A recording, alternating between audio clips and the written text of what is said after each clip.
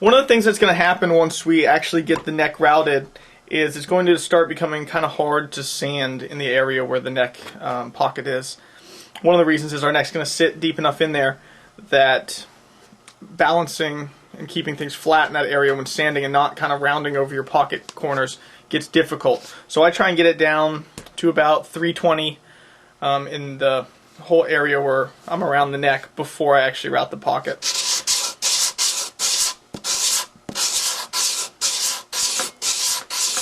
Alright, so we are ready to start thinking about setting the neck, and we're going to learn the easy method first. Well, not necessarily the easy method, but the method that's going to work with only flat top guitars. Technically it works if the neck needs an angle, but I'll get into that later. We're going to do just a simple non-angled pocket, flat top guitar, etc. So there's a couple things that I do. I mark a line on the side of the neck where I want that side of the neck to connect to the body. In general, I have 2 frets inside the neck. This is going to get trimmed a bit if you're wondering why there's a fret slot there, but nothing on it. But I want 2 frets inside the neck, so this is where I want it to connect on the horn side. I also did a center line on the bottom of the neck, as well as just down there on the tip. And I also have my center line on my body as well. And all I'm going to do for right now is I'm just going to kind of scoot the body to the edge of the table, because I'm going to want to be able to see underneath where the neck is going as well as on top of where the neck is going. Because what I'm going to do is I'm just going to keep a squeeze clamp handy, and I'm going to do my best to line up all 3 points. So center line on the end of the neck, center line on the back of the neck where it touches the body, and this point here on the side. And I'm going to do my best to clamp it in that spot. So I've got 2. A little off on the bottom.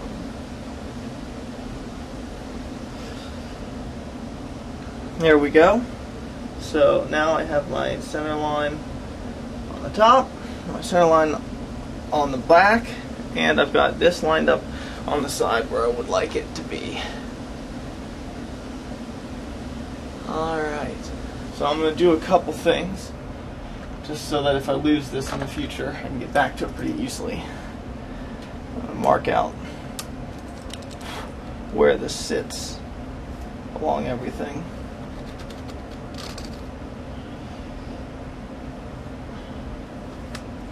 And also on the back.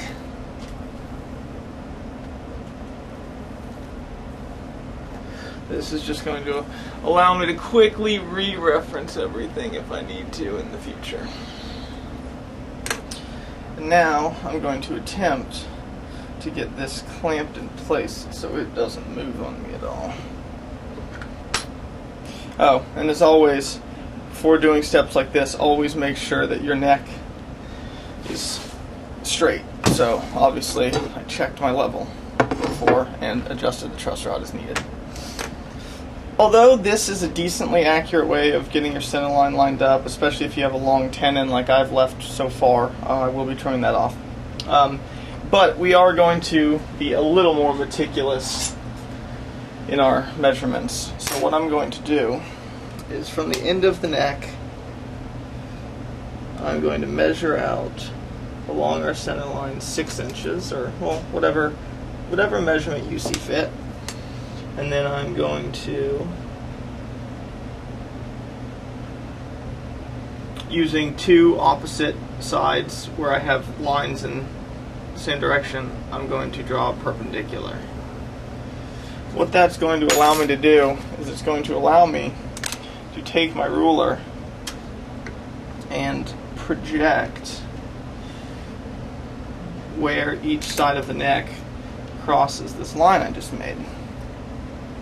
The reason we want to know that is because the farther away from the neck that we get, the more accurate we're going to be able to tell if the neck is centered.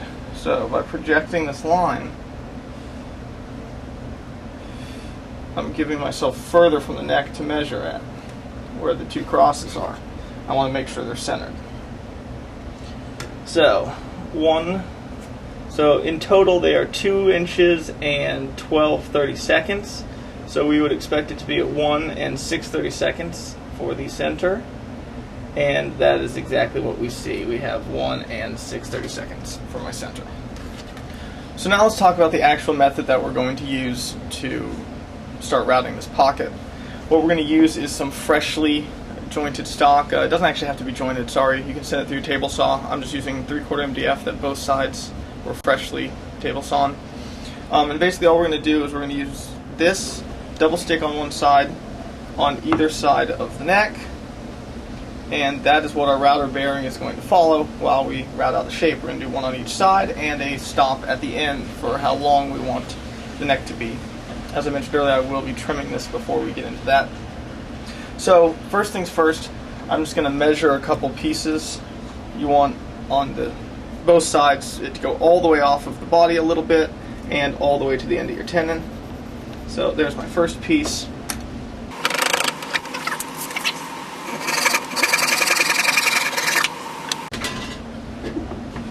And the second piece,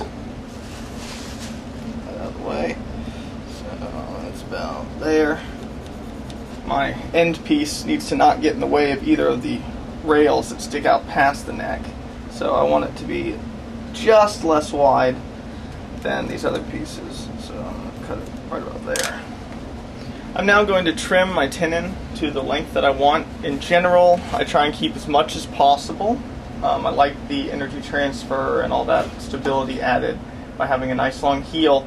Your determining factors are really going to be where your neck pickup sits and whether you have a pick guard. Because as long as you have the neck pickup covering the end of your tenon, no one's ever going to see it. Same with the pick guard. So in this case, I have a telly style body, but done in my shape, and I only have a single coil pickup. So if I wasn't going to have a pick guard, I really couldn't let it extend any further than about there on the body, because I don't want it to show up. However, my pick guard goes all the way back almost until this bridge pickup here. It's going to have traditional telly style pick guard and bridge. So what I can do is just take a little bit off the end and leave myself a nice long tenon, since it's going to be hidden anyways. You can usually get away with almost 2 inches if you have a neck humbucker, but you'll just have to play it by ear for whatever style build you are doing. You don't have to do this with a handsaw. A lot of people will cut it with table saw, bandsaw, chop saw, whatever works for you. I just happen to be in the indoor shop, so I only have my hand tools here.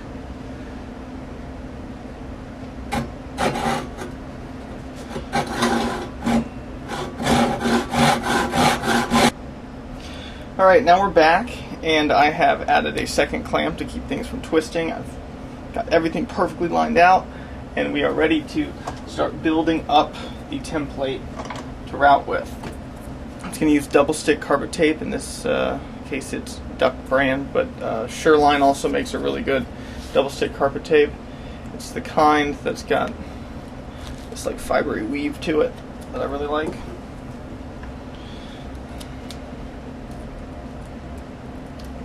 Go ahead, put ourselves a nice long piece off. It'll span the entire length of this rail that we've built.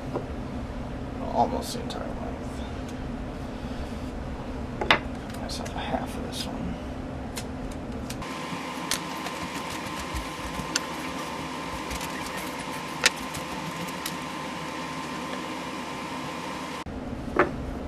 And we're literally just going to start sticking it up against the neck, but obviously stuck to the body. So up against the neck, stuck to the body. So give it some, place it, give it some sideward pressure along the neck, and push down. The next thing I need to do once I have my pocket laid out is to establish how deep the pocket needs to go. And since this neck doesn't have any angle or anything like that, I can actually just take a straight edge, project it, and measure the height at any point. It doesn't have to be at the bridge location since there's no angle going on. But I have right now a height of 1.56 inches. I know that my telly bridge has a height of 0.4 inches, so we're going to say we have our 1.56 inches minus 0.4 inches. And then we also know that that 1.5 was sitting on the frets. By the time you get out to the bridge, you're going to have had a little lift from the action. And although we don't know exactly how much the action is going to be since we haven't set up or picked our action, I can guesstimate it.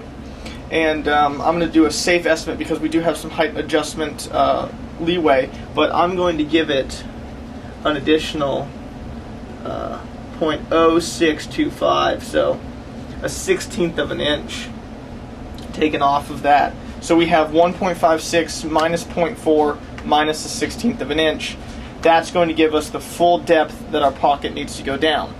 So height of projection minus height of bridge minus a little slop for your action, but you'd always rather adjust up. It's very hard to adjust down. You'd have to route your bridge down, and we want to avoid doing something like that. So plan for height adjust up a little bit.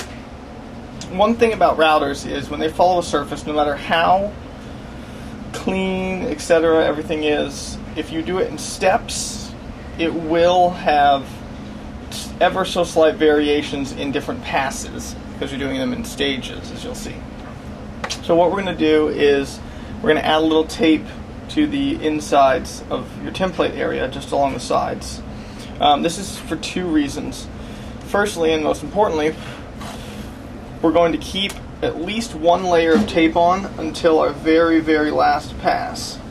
The reason for this is, if we do the tape off on our last pass, that means it's going to be taking off the full height in one pass, but very, very little, just the thickness of tape. That means any of those slight variations that we had when doing our multi-levels, working our way down, those are going to be dealt with on that last pass. I'm also going to add 1 second layer of tape, and I'm going to keep that through the entire process, even at the end. I'm going to keep that there. The reason for this is I want a little tighter pocket than the actual neck. That way, it's going to, a little tighter is going to push the neck ever so slightly towards the bridge. So it's going to be set in a little further than I actually meant it to. What this allows me to do is it takes a little bit of sanding, and I can just fine tune where that neck sits by sanding a little bit off the sides after the pocket is done. And I like to have that leeway. Alright, one layer down. Time for a second layer.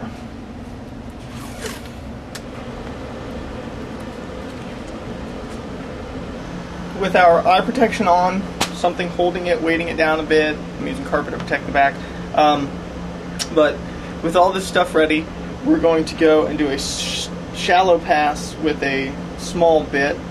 We don't want to take too much at the same time, so I'm going to use a small bit for now, and I'll switch out to a larger bit if I need it for the depth. I've already set the height to make sure that my bearing will be following, that this will be cutting the depth that I want, and I'm just going to do a shallow initial pass. Since I already have my net pocket routed, I'm going to start in that pocket and work my way through the back area, and then I'm going to come out here and back in there. The reason I'm doing that is because the way that it rotates. You want to kind of use the router to its best advantages so it doesn't grab, etc., and chip things out. So once again, it's sort of a clockwise motion. Going in on this side, around, out on this side. In, out. In on the left, out on the right. That will help you prevent chip out. Not a huge deal here because this is all in grain, but if you have a guitar with bent sides or a binding scheme, that's no longer in grain there, that's the binding coming in like this, so you got to be very careful with the way that you run your bits.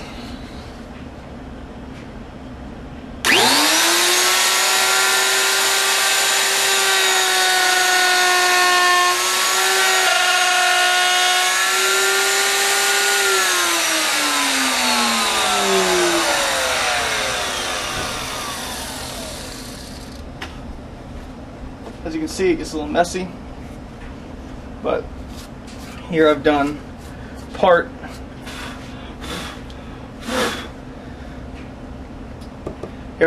of the pocket. I just wanted to show that there because I'm I'm going to turn it off for a while and just do the work because this is going to be relatively slow.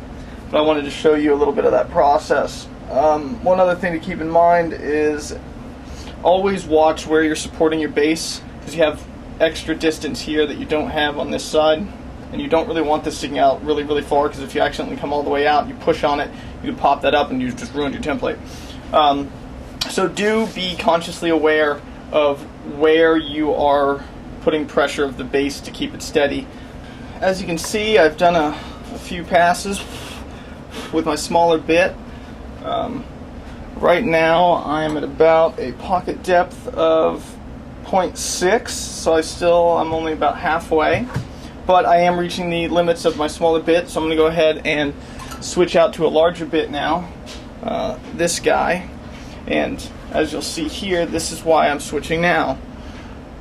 With the bearing riding all the way up towards the edge, I have about what I want for a depth of cut for a first pass with a bit. So now's a good time to switch. Plus, the half-inch diameter bits are sturdier and nicer. You can really power through things a lot better with them than you can the quarter-inch bits like I started with. Quarter-inch shaft bit. I've now gotten down to the point of my last pass. So what I've done is I've actually measured out where that full depth is, and I'm going to use that to set my router bit depth for the final pass on. And also now is the time to go through and pull those the second pieces of tape. I already did this side, so I am ready to go. I just need to set my bit height. Okay.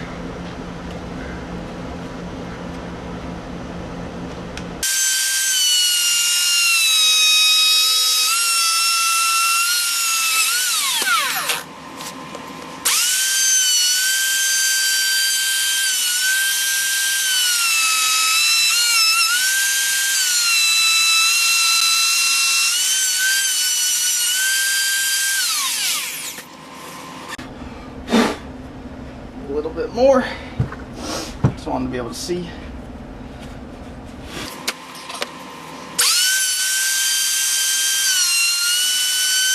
And there's our pocket.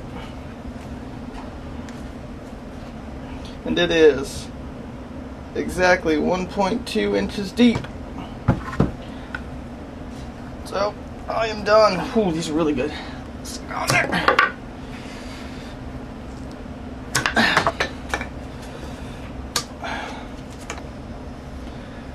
So now that the pocket's done, I'm going to do the set neck test.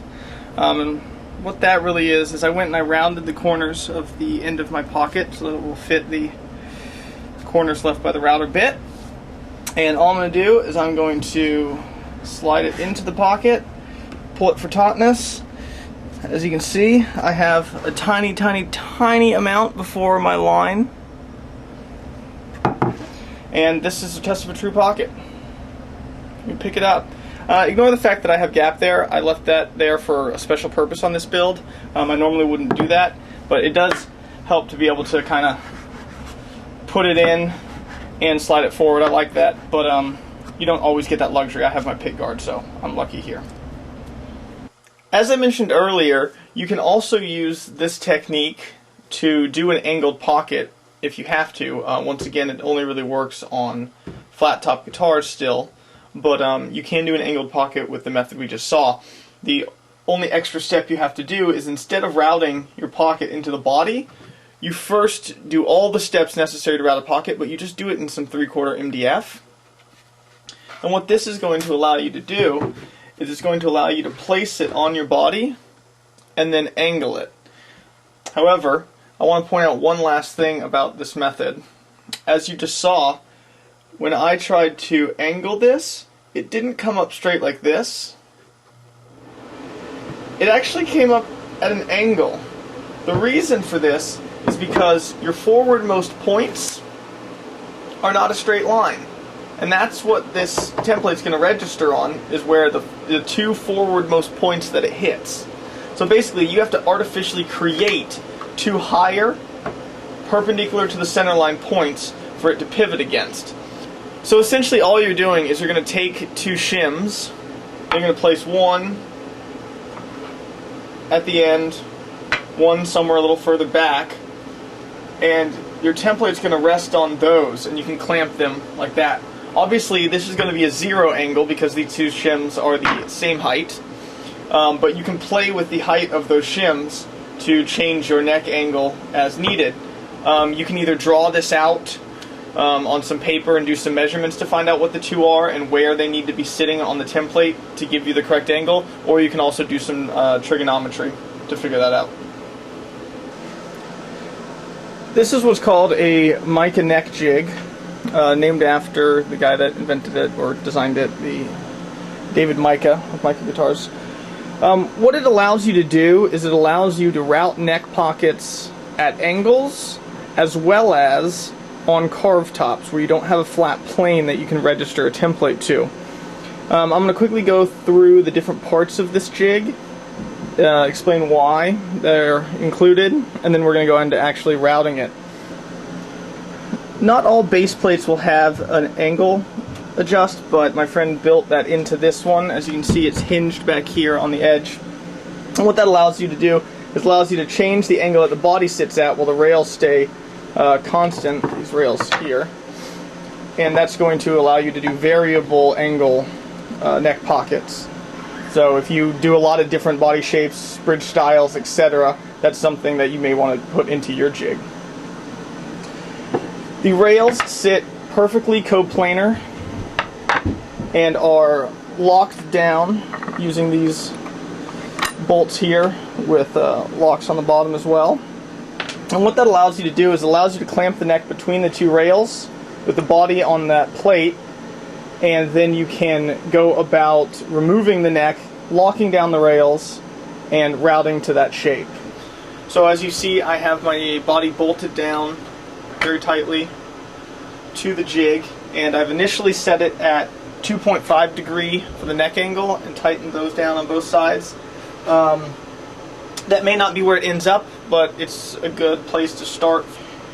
The next step is, just like we saw before when we routed our neck using the other method, we need to have those points of interest for us to register off of. So I'm once again going to draw a line where I want the neck connecting to the body. Actually, this is the only point of reference we need for this one. Apologies. We don't actually need the center lines because the jig is going to take care of that on our behalf. So all we need to do is line this up to where we have about that point touching the edge of the body.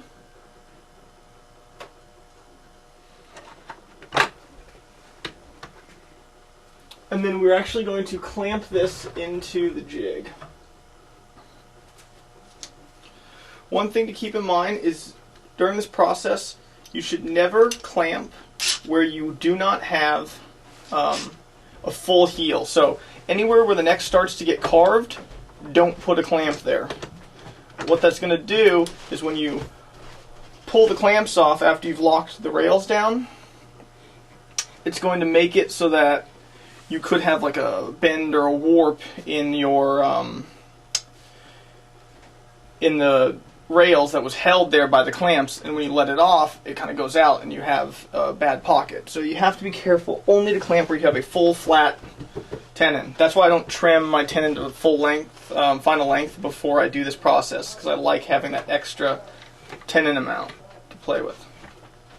One thing I am going to do is I'm going to do my best to approximate the neck so that it's parallel with these the rails.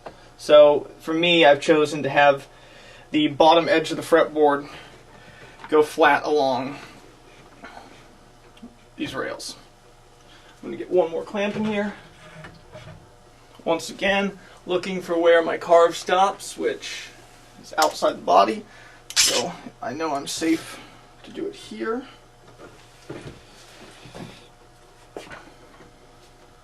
Alright, so that's step one. If I had a little more height before the neck started touching the body, I could have just lined up the edge of the fretboard with the edge of the rails. Everyone would have been happy. I would have known they're parallel, but since this is my friend's jig and he builds guitars slightly differently than I do, he doesn't have it as tall as I need for mine. So I'm actually going to use this angle counter, and I'm just going to zero it on the rail, zero it on the rail, and place it on here. They should match. So now that we have the neck clamped and ready to go, we need to actually line it up so that it's centered with the body. And this is one of the great things about this jig, is you don't really have to have everything centered on the jig. You just have to register the neck to the body, and that makes it a little simpler than some of the other jigs out there.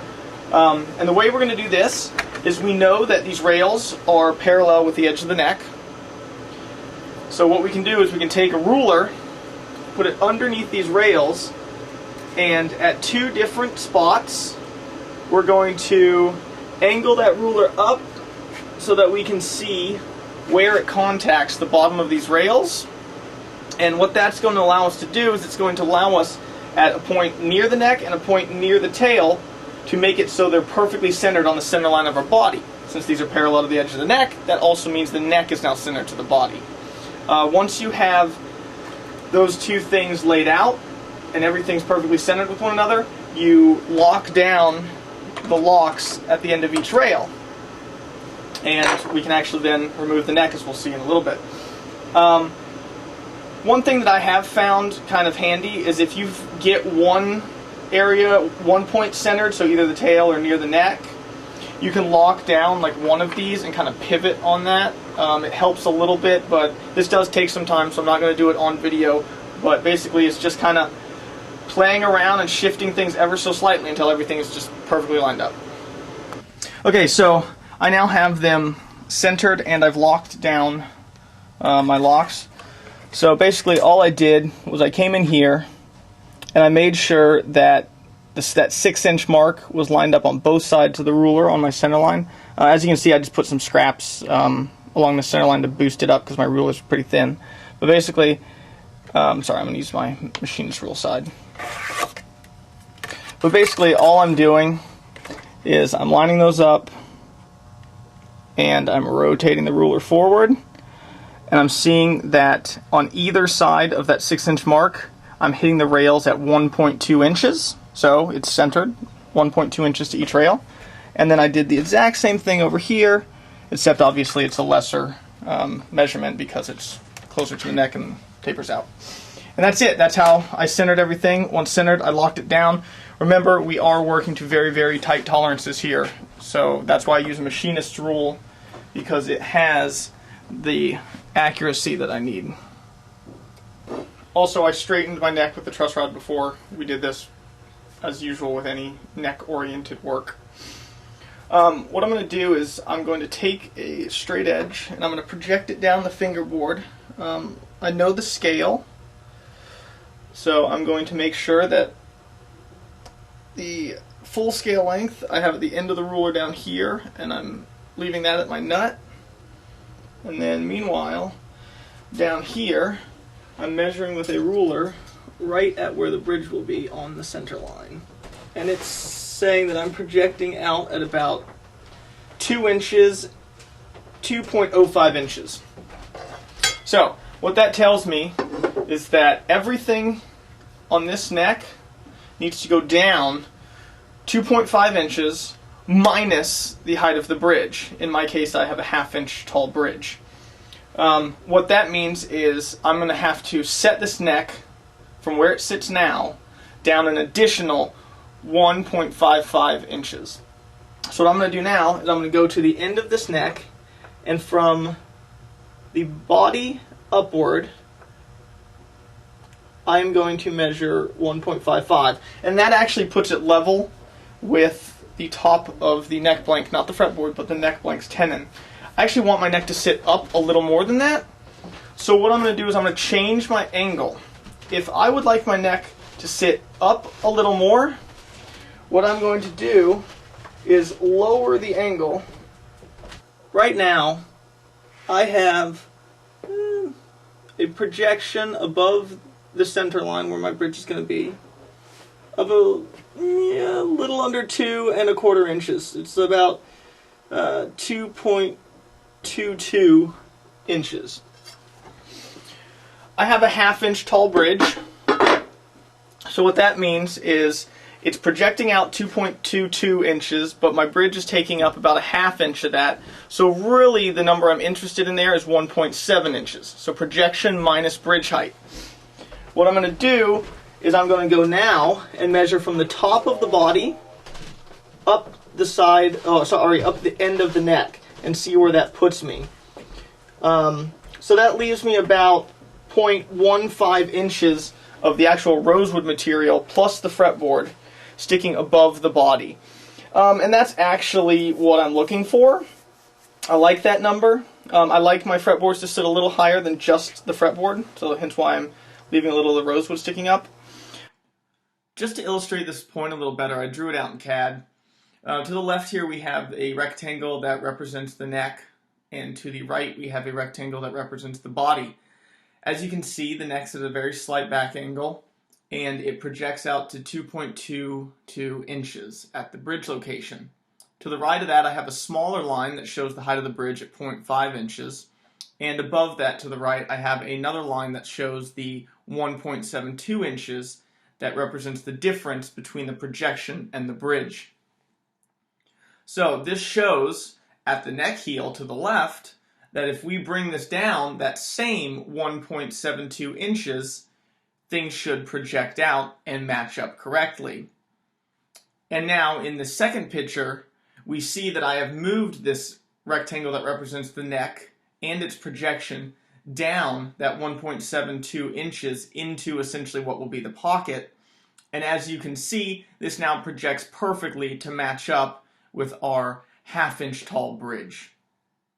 Now that we have our projection, everything's centered, we know our angle, etc., etc., let's go ahead and start setting up our router.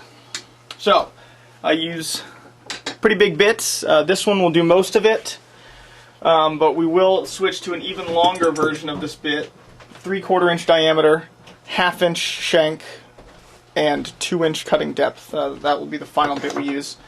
The only difference between the bit that's in there now is it's, I think, a 1.5 inch cutting length. So it's just a little bit shorter.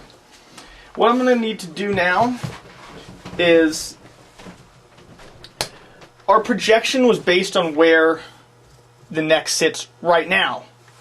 So we know that that neck needs to come down by 1.72 inches from where it currently sits. So what that means is we need to align our router bit with the bottom of this this neck, because the neck needs to go down 1.72, and there's a gap of air underneath that neck. We need to count that gap of air.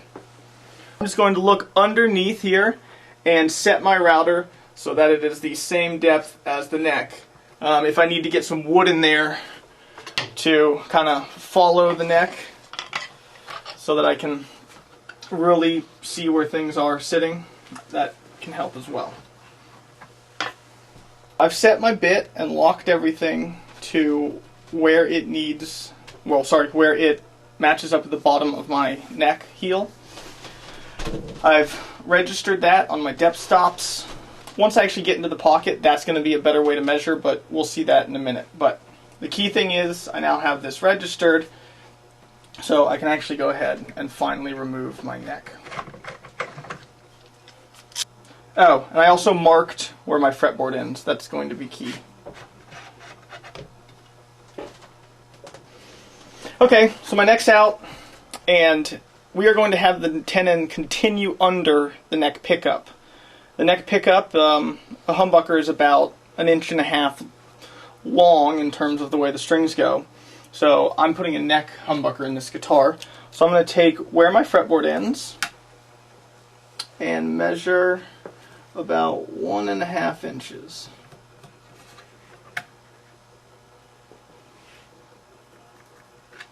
I'm going to connect those lines. So If the humbucker's 1.5 inches and we need a little extra space for the neck side of the humbucker ring that it's going to sit in, that means if I project out 1.5 inches, that the humbucker will actually sit a little further and still cover our tenon. But that's where the pocket needs to end.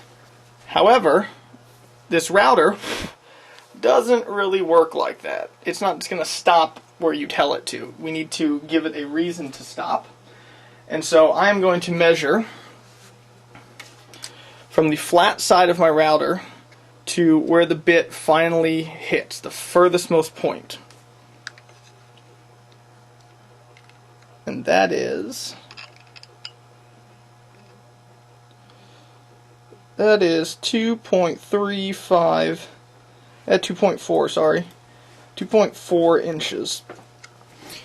So what that means is from where I want the tenon to end, that line I just drew, I need an additional 2.4 inches.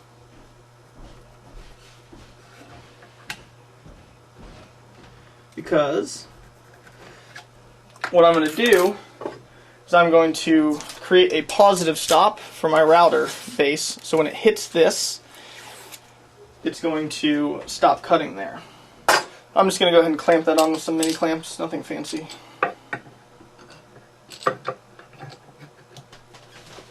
Okay, and I am going to come in and double check that it is stopping where I expect it to.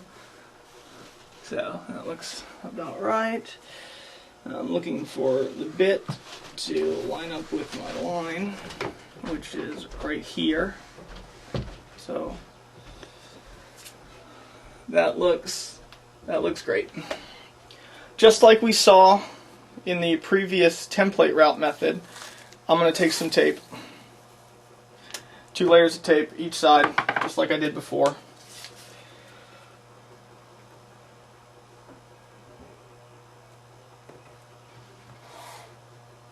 You'll also notice that one thing I didn't do here that I did in the last template is I didn't factor in a height increase for the fact that the ruler was sitting directly on the frets, not accurately representing the strings because of the action.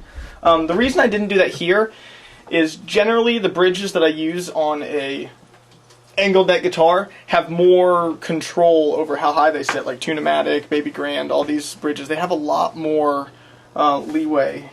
So I actually want that bridge to sit up off the body a little bit from its standard 0.5 inch height. So that's why I didn't factor in the action. That action requirement is going to lift that bridge off the body a little bit from the studs. So that's just why I didn't do it here. So we are now ready to actually begin routing.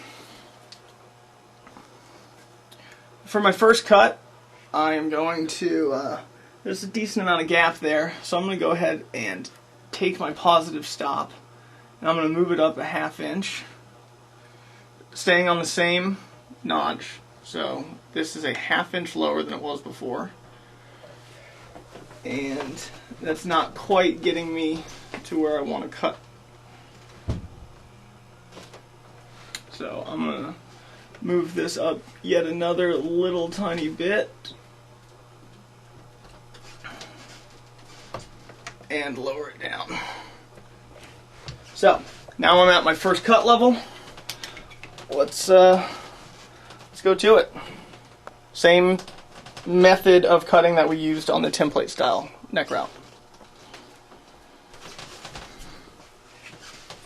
And obviously make sure that your bearing is following on the tape that we put.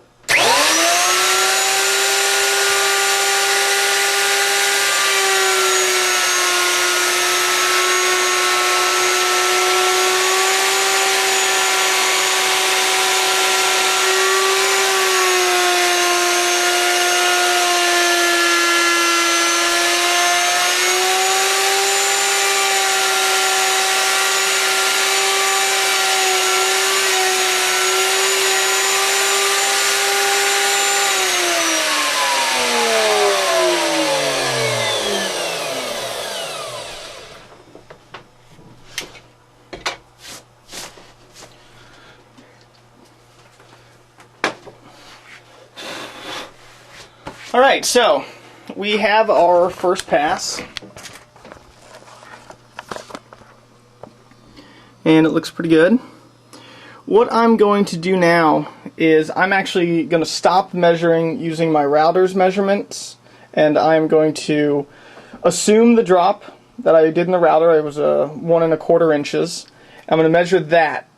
This is going to be more accurate. So whatever depth that is right now, I'm going to call that 1 1/4. And we're going to continue going further down. So just to illustrate that point a little better, the edge of my pocket is a mere 3/32 inch deep. What that means is 1 1/4 inches actually equals 3/32. So to get my full 1.722 inch depth, I need to consider what it is now, already 1 1/4. We've gone down as far as we need to, so I'm going to start pulling everything off, and we're going to check out the neck.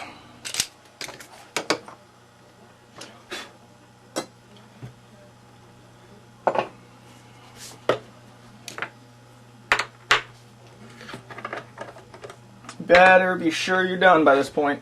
There's no going back now. Now that we're done, we'll do the same thing we did before. We'll do a pocket test. I've also trimmed the tenon of the neck so that it is rounded and the correct length, and it'll actually fit. And the test.